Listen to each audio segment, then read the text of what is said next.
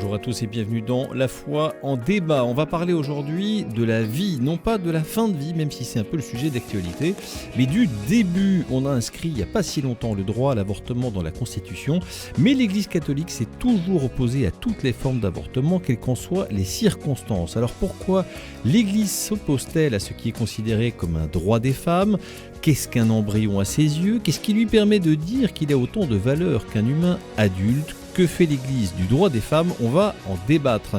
Et puis on va parler liturgie, un mot un peu technique dont la définition est la suivante: culte public rendu à Dieu par l'assemblée des fidèles unis au Christ, mystérieusement présent en son sein. Bref, cela concerne la façon dont le peuple s'adresse à son Dieu, et cela de façon collective, mais faut-il tous adopter une même façon de s'adresser à Dieu ? Ou faut-il favoriser la diversité, au risque d'avoir l'impression parfois de ne pas prier le même Dieu ? Alors pourquoi tant de choses ont été abandonnées aussi, alors même que la réforme liturgique ne le demandait pas? On va lancer le débat tout de suite sur RCF Anjou. La foi en débat, Raphaël Delacroix sur RCF Anjou.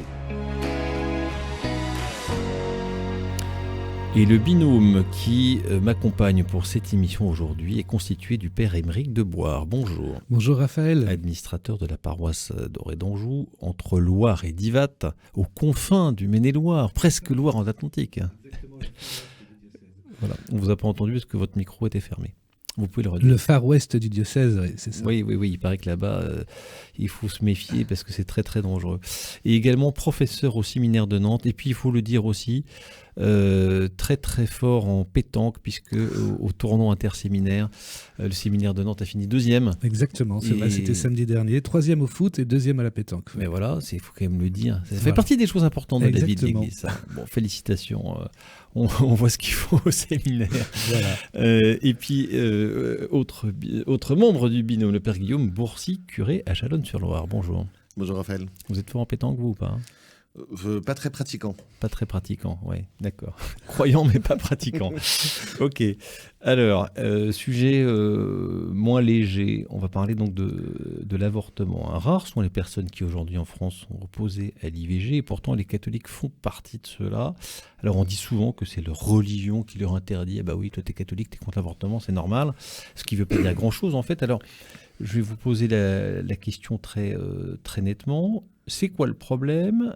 Finalement, est-ce que la question essentielle, c'est toujours pour l'Église, c'est quoi un embryon ? Parce que c'est ça la vraie question, père Aymeric de Boire. Pour l'Église. Ben effectivement, pour l'Église, en fait, la vie commence dès la conception.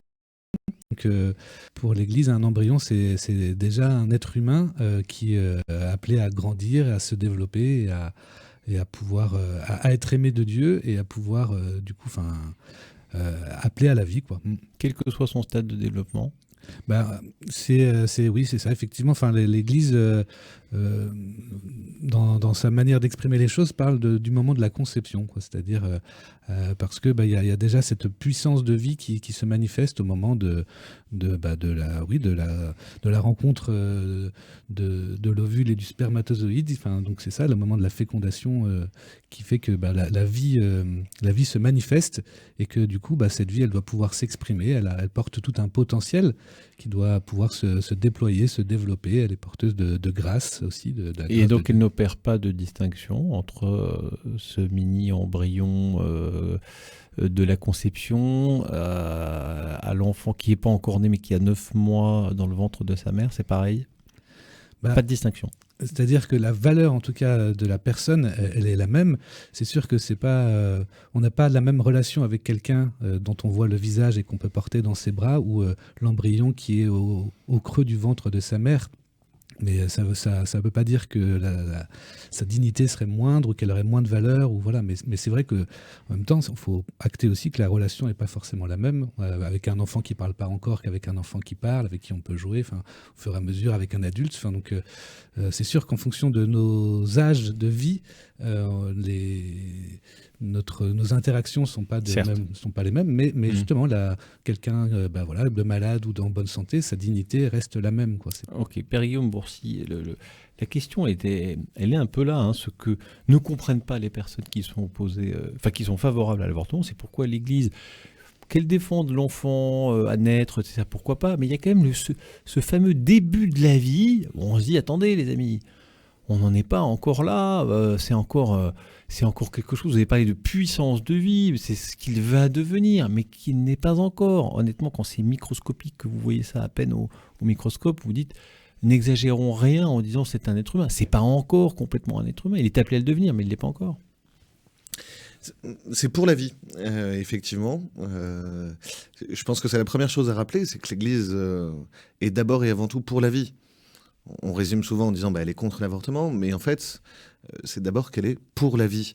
Et cette vie, les médecins vont pouvoir donner des différents stades de développement, des différentes étapes, finalement, avec des noms différents. Et on voit combien, en même temps, tous les médecins ne sont pas d'accord aussi sur ces étapes, sur les noms, sur comment est-ce qu'on fait, comment est-ce qu'on dit. Fœtus, embryon. Voilà. Il n'empêche que si tout se passe bien, tel que Dieu nous a créés, si tout se passe bien à partir du moment où un ovule a rencontré un spermatozoïde et où il peut nidifier dans le ventre de sa mère, si tout se passe bien, ça va donner un être humain. Ça va donner un être humain et donc ça va donner... Donc ça n'en est pas encore, hein. Si tout se passe bien, l'être humain va grandir, et finalement naître, etc. Donc on parle là d'une créature de Dieu. Dans la foi de l'Église, chaque être humain est créé et voulu par Dieu tel qu'il est. Et quelles qu'en soient les circonstances, y compris les plus dramatiques. Si on va tout de suite dans les cas limites, mais d'abord je termine, quelque part, s'opposer à ça, c'est s'opposer au dessein créateur de Dieu, quelque part, quand la vie apparaît. Effectivement, il y a toujours des cas limites. Une femme qui serait violée ou... même ça. Je ne suis pas sûr que ça soit qu'il faille légiférer à partir des cas limites. Évidemment, il y a toujours des situations qui sont un peu borderline, et ça nous arrive très souvent sur tous les sujets entre guillemets de société. Mais je ne suis pas sûr que la plupart des avortements soient des cas limites. Alors, je ne vais pas aller sur ce terrain-là, parce qu'il y a beaucoup de sujets évidemment autour de ça. Je vais vraiment aller sur ce début de la vie, en fait, qui est le sujet qui m'intéresse particulièrement. Est-ce que pour l'Église, il y a la question de l'âme, après tout? Est-ce que... alors, je ne sais pas si c'est juste, il me semble que saint Thomas d'Aquin parlait d'une arrivée progressive de l'âme végétative, sensitive, intellective, spirituelle, une sorte de développement. Est-ce que l'Église dit finalement que toute l'âme humaine est là dès la conception ? Effectivement, hein, donc saint Thomas reprend des catégories métaphysiques, liées à la nature, en fait, à ce qui est observé dans la nature, comment les plantes grandissent, etc. Mais de manière plus générale, en tout cas aujourd'hui, le catéchisme de l'Église rappelle qu'effectivement, c'est dès la conception que Dieu associe l'âme à un corps, en fait, et que Dieu crée cette âme au moment de la conception. C'est-à-dire que on reconnaît comme si les parents quelque part construisaient le corps qui va accueillir cette âme qui vient de Dieu. Et c'est ça aussi qui donne un caractère sacré à la vie, c'est-à-dire qu'il y a quelque chose d'un souffle de Dieu, d'un souffle de vie de Dieu qui vient se manifester. Alors, même si effectivement un embryon il respire pas encore, mais il est déjà porteur de cette âme qui vient de Dieu et qui est un don, du coup, un don à accueillir aussi. C'est-à-dire que comment est-ce qu'on accueille ce que Dieu nous donne, ce que Dieu donne à l'humanité, parce que effectivement peut-être que la famille n'a pas les moyens d'accueillir cet enfant, etc. Mais ça c'est presque c'est un vrai sujet, très important.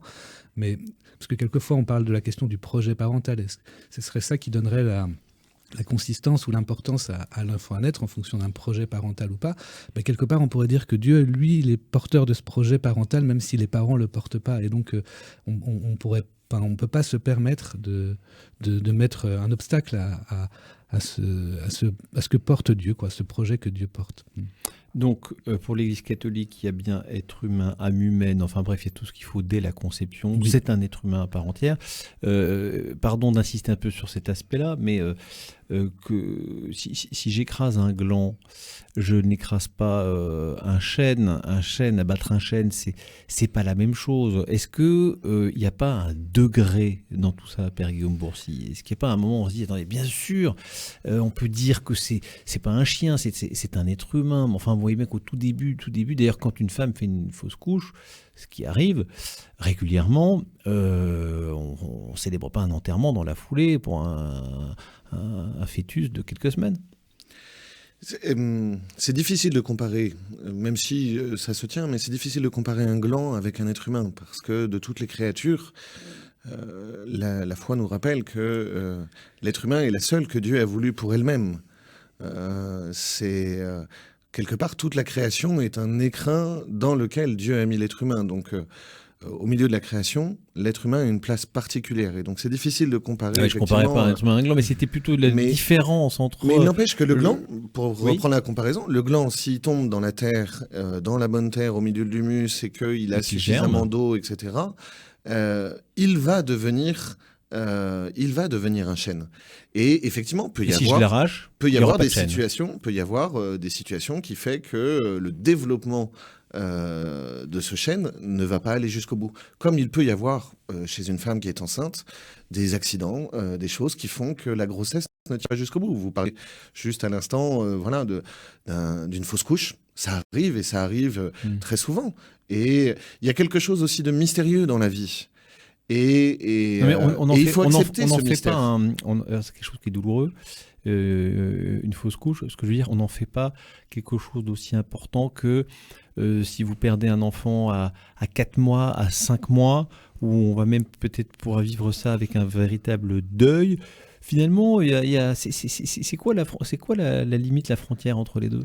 C'est peut-être effectivement, nous, la reconnaissance qu'on va en avoir. Effectivement, une mère qui est enceinte de quelques semaines, c'est pas la même chose qu'une mère qui est enceinte de 9 mois. Physiquement, déjà, c'est très différent. Donc, de notre point de vue, c'est sûr qu'on va peut-être marquer des différences. Mais encore une fois, c'est l'idée de se dire que du point de vue de Dieu, ce potentiel qui est là de l'humanité, il a déjà toute sa valeur, quoi, en fait. Et donc, on ne peut pas se mettre du côté de notre perception, en fait. Même si, alors en disant ça, je sais aussi, je tiens à le dire, parce que là on est à 3 hommes autour d'une table, on parle de ça, voilà, mais sans doute que dans ceux qui nous écoutent ce matin, il y a sans doute des femmes qui ont subi des avortements ou qui ont été touchées par cette question-là, peut-être même qui sont en train d'y réfléchir ou qui ont dû subir des interruptions médicales de grossesse. Chaque situation est très particulière. C'est le rôle de l'Église de rappeler des grands principes, mais il faut aussi entendre que l'Église elle est d'abord là pour accompagner les personnes dans les questions qu'elles peuvent avoir à se poser, dans la manière, dans les décisions à prendre. Quitte à faire des exceptions. C'est en tout cas, je pense que le choix repose à la personne concernée, en fait.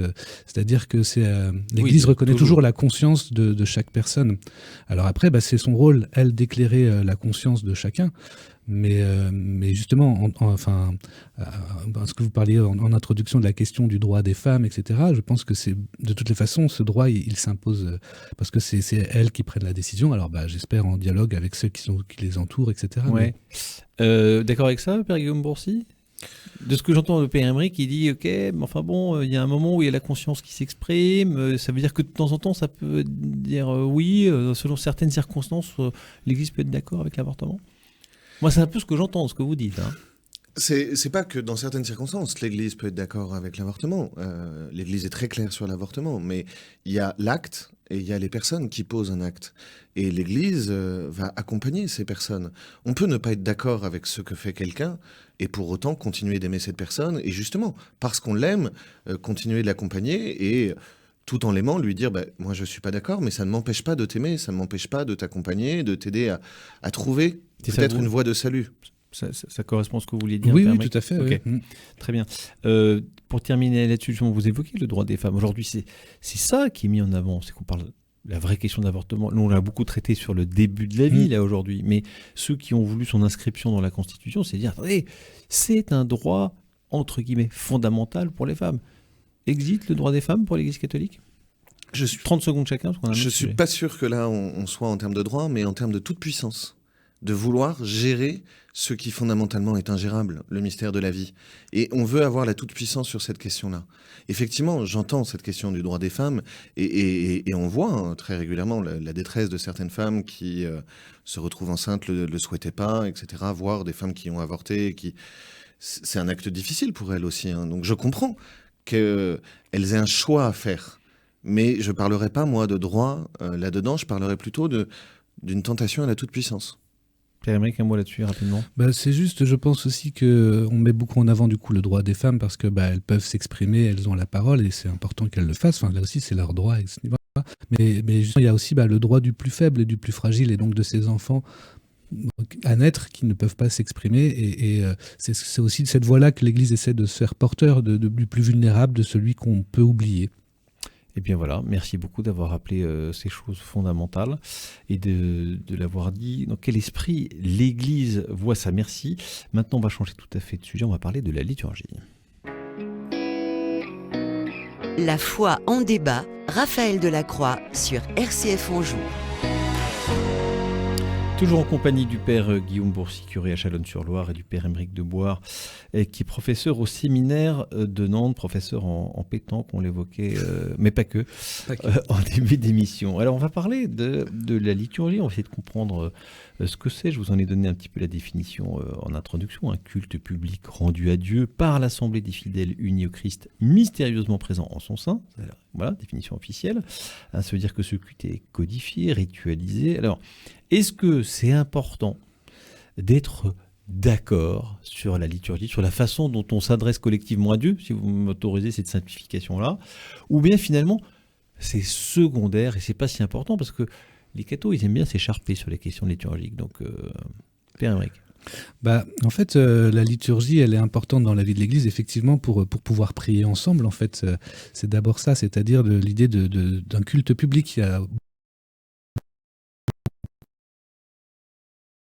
qui est très importante, mais se dire aussi j'appartiens à un corps et du coup pour pouvoir être en harmonie entre les différents membres du corps, pour qu'on puisse être coordonnés les uns avec les autres, il y a besoin de ce cadre liturgique qu'on a à recevoir, en fait, qui nous est donné aussi. C'est pas juste les hommes qui se disent comment est-ce qu'on va prier ensemble, mettons-nous des règles, etc. C'est aussi quelque chose qu'on reçoit d'abord des évangiles, de la manière de prier. Toutes les liturgies trouvent leur racine dans la parole de Dieu, puis dans la tradition de l'Église, qui a cette expérience de se dire, à force d'avoir prié ensemble pendant 2000 ans, comment est-ce qu'on peut faire pour que ça ait du sens et que ça rejoigne ce que Dieu peut attendre de nous. Est-ce que ça veut dire qu'il y a une liturgie ou des liturgies, Père Guillaume? Il y a la liturgie du peuple de Dieu, qui peut s'exprimer de manière différente, mais c'est vrai que c'est paradoxal, comme le dit le Père Aymeric. Le but de la liturgie, c'est d'unifier la prière des chrétiens, et on voit combien ça peut opposer aujourd'hui différentes sensibilités. Il existe dans l'Église des liturgies différentes, officielles, la liturgie du rite romain que l'on connaît, mais il y a aussi toutes les liturgies orientales, chez les Melkites, les Maronites, les Syriaques, etc. Mais effectivement, c'est assez codifié pour pouvoir vivre cette universalité de la foi. Dans le rite romain, qu'on soit en France, qu'on soit au Burkina Faso, en Argentine ou au Vietnam, ça, c'est de la théorie, on célèbre normalement de la même manière. Ça, c'est de la théorie. La pratique, vous le savez bien, vous avez les paroissiens qui disent non, moi je vais à Saint-Truc parce que là-bas il y a du latin, ou alors il n'y en a pas. Non, moi je vais à Saint-Bidule parce que là-bas il y a les chants qui sont comme ci, les chants qui sont comme ça. En fait, dans la pratique, il y a pas mal de diversité, non, Père Aymeric? Oui, moi, je pense qu'elle est importante, même, cette diversité, parce que je crois que si tout était standardisé, à ce moment-là, effectivement, on pourrait être comme des robots, et puis à chercher à mesurer combien d'angles doit faire les bras du prêtre au moment où il écarte les mains, etc. Et finalement, on perdrait l'essentiel de ce qu'on cherche à célébrer. Parce qu'effectivement, c'est d'unir, mais c'est pas d'uniformiser, c'est pas qu'on soit tous identiques. Alors, c'est quoi la limite? La limite... Quand est-ce qu'on est dans la diversité, quand est-ce qu'on est dans l'uniformité? Il y a quand même un cadre qui est donné par les textes liturgiques, par le missel, par différents textes complémentaires, des rituels, etc., qui nous définissent le cadre dans lequel on peut célébrer. Mais ces rituels prévoient justement qu'il y ait plusieurs manières. Il peut y avoir plusieurs prières pénitentielles au début de la messe. C'est plutôt une richesse qu'on puisse renouveler les choses. Qu'on n'aurait pas la même prière universelle tous les dimanches, c'est plutôt une bonne chose. Alors c'est sûr que cette diversité-là, on voit bien, elle peut être instrumentalisée, elle peut être récupérée, ou on peut forcer les choses. Parce que je pense qu'on cherche à exprimer une sensibilité personnelle et qu'on cherche quelquefois à l'imposer aux autres. Et à ce moment-là, du coup, on détourne la liturgie. Je trouve que c'était intéressant, le texte du pape de 2021 qui reprenait les paroles de Jésus. « J'ai désiré d'un grand désir ». Souvent, nous, on voit notre désir personnel dans la liturgie, de quoi est-ce qu'on a envie, de quoi est-ce que j'aimerais, qu'est-ce qui m'aide à prier, mais on oublie peut-être le désir du Christ. En fait, il faut d'abord se mettre à l'écoute de ce que le Christ attend de nous. Le terme de liturgie, en fait, ça veut dire le travail du peuple. Mais c'est pas comment le peuple travaille pour Dieu, c'est comment Dieu vient travailler le peuple dans cette célébration-là. Donc en fait, quelque part, on a surtout à se laisser faire, à lâcher prise. Et souvent, au contraire, on veut garder la main, crisper les choses dans le sens qui nous fait plaisir ou qu'on aime bien ou qui nous porte, parce que ça nous fait du bien à nous, on se dit ça va faire du bien aux autres. Mais du coup, on cherche à l'imposer aux autres, alors qu'il peut y avoir cette diversité qui s'exprime. Ouais. Un prêtre me disait un jour qu'à partir du moment où il revêtait les ornements sacerdotaux, il ne s'appartenait plus, il était au service de la liturgie et du Christ. Alors vous l'avez dit, il peut y avoir la tentation d'individualiser la liturgie avec le risque quoi, que les paroissiens ne s'y retrouvent pas, Père Guillaume, c'est ça ? C'est-à-dire que si entre guillemets, on reste dans ce cadre liturgique défini, vous l'avez dit, par la tradition, par les textes, on a Sacrosanctum Concilium du Vatican II, la présentation générale du mystère romain qui explique un petit peu tout ça. Une fois qu'on se tient à ça, on met tout le monde d'accord, non ? C'est le but. Mais encore faut-il le faire, quoi. Encore faut-il le faire. J'ai un ami prêtre qui dit souvent que la liturgie, c'est très simple. Dans le missel romain, toutes les paroles que le prêtre va ou peut dire sont en noir. Et tout ce qui explique comment faire, un peu comme les didascalies au théâtre, c'est en rouge. J'ai un ami prêtre qui dit la liturgie, c'est très simple. Tout ce qui est en rouge, faut le faire. Tout ce qui est en noir, faut le dire. Ni plus, ni moins. Et en fait, il y a un cadre, justement, qui est bien défini pour permettre d'englober la prière de tous. Et à partir du moment où on met trop d'options personnelles, finalement, trop d'options individuelles là-dedans, on ferme la place à d'autres, en fait. On s'arroge la liturgie, on en devient le maître et non plus le serviteur. Le prêtre, il est ministre de la liturgie. Ministre, ça veut dire serviteur. Et donc, on est au service de cette prière commune du peuple de Dieu. Et si le prêtre ou l'animateur de chant ou l'organiste ou le catéchiste vient et décide par lui-même de changer tel ou tel aspect de la liturgie, en fait, il se fait un peu voleur de la liturgie. Il vole la liturgie aux autres parce qu'il décide lui-même, individuellement, de ce qui est bien pour tous. Alors moi je voudrais avoir un petit peu votre lumière. Il y a eu pas mal de choses qui se sont passées depuis la réforme liturgique dans les années 60 et puis 70. On a eu des hauts, des bas. On a l'impression que les choses se stabilisent un petit peu. Il y a un peu plus d'uniformité, on va dire, ou de cohérence qui se fait maintenant un peu partout. Mais il y a pas mal de choses qui sont parties. Je pense notamment l'usage du latin, qui n'était pas forcément d'ailleurs dans la réforme liturgique. Qui n'était même pas du tout dans la réforme liturgique. Oui, pourquoi c'est parti ? Il y a plein de choses comme ça. On a dit la messe face au peuple plutôt que dos au peuple. C'était pas non plus initialement dans la réforme liturgique. Pourquoi aujourd'hui on a eu tous ces changements qui n'étaient pas demandés par la réforme finalement ? Et qu'on a toujours. Je pense que c'est aussi effectivement la liturgie qui évolue aussi en fonction de la société dans laquelle on est. Alors c'est quand c'est plus alors que ça devrait être le monde qui s'adapte à l'Église, mais je veux dire, les chrétiens, ils ont toujours évolué. On n'a pas construit les églises de la même manière à différentes époques. Donc là, on se focalise sur la question des langues, par exemple, pourquoi pas, mais ce que je veux dire, c'est que ce que les êtres humains ont eu besoin d'incarner à travers la liturgie a pris différentes couleurs. À des époques, il y avait le grégorien. Aujourd'hui, on a différents styles de chant. Enfin, je ne crois pas que ça empêche davantage mieux prier. Prenons acte de cette évolution, finalement, que le peuple de Dieu s'est forgé lui-même. C'est-à-dire que le latin, utiliser les langues vernaculaires, ça a été l'enjeu de donner aux gens de mieux comprendre. Ça crispe souvent. Oui, il y a ceux qui disent, c'est quand même lamentable. Avant, on avait du latin, on n'en a plus. Il y en a d'autres qui disent, dès qu'ils entendent du latin, ils font demi-tour, ils sortent de l'église en disant attendez, c'est quoi ce truc de l'ancien temps ? On le voit dans nos paroisses. Mais donc c'est pour ça que j'entends bien qu'il y a un vrai sujet, mais c'est-à-dire que je pense que c'était de pouvoir permettre aux personnes de comprendre ce qu'elles disent et d'utiliser leur langue de tous les jours pour prier le Seigneur, ça a du sens. Mais là aussi, pourquoi est-ce que du coup ça devrait être ou l'un ou l'autre ? Pourquoi est-ce qu'on se crispe d'un côté ou de l'autre en fait ? Et je crois que justement, il y a tout à fait des possibilités dans la liturgie de pouvoir déployer des choses.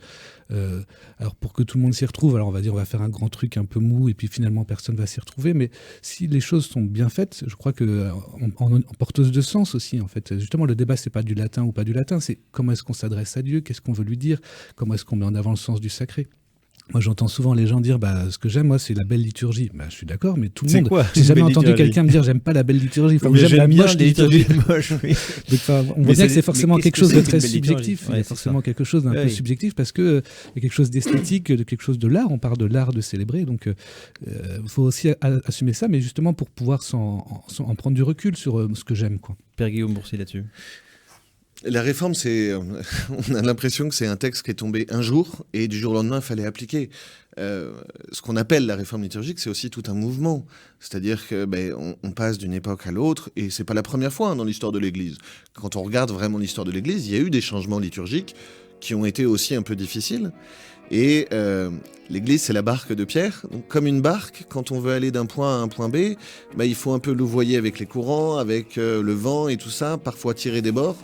Et donc on voit aussi que dans ce mouvement-là, parfois on a été trop loin sur telle chose, et il faut le reconnaître, c'était mauvais. Donc on revient un peu plus au centre, et parfois on va être trop loin de l'autre côté. Enfin, il y a quelque chose aussi où c'est en faisant qu'on découvre le véritable sens de la liturgie, et en acceptant parfois qu'il y a eu des erreurs. Voilà. Et puis en acceptant de se former aussi. Je pense que si on apprend à se connaître les uns les autres et se former, et ça, c'est demandé par le Concile, ça, voilà, de se former exactement. sur la liturgie. Merci beaucoup de l'avoir rappelé, merci beaucoup Père Aymeric, Père Guillaume Bourcy d'avoir participé à ce débat.